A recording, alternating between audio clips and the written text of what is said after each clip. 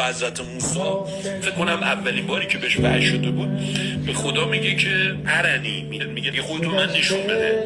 موسی میگه و خدا میگه لن ترانی، میگه هرگز نخواهی دید. که بعد سعدی اومد توی که از شعراش گفت چو رسی به طور سینا ارنی مگو بگذر که نیرزد این تمنا به جواب لن ترانی. حافظ اومد یه دیس به سعدی داد، گفتش که چون رسی به طور سینا ارنی بگو و بگذر، تو جواب دوست بشنو نه جواب لن ترانی. تو بسپر بگو خودت میدونی، نه و آرشو بلش کن، حتی نهش هم قشنگه، بگو نه هم قشنگه، حرف زده بود. بعد مولانا میاد دیسفک عجیب غریب میده دیگه.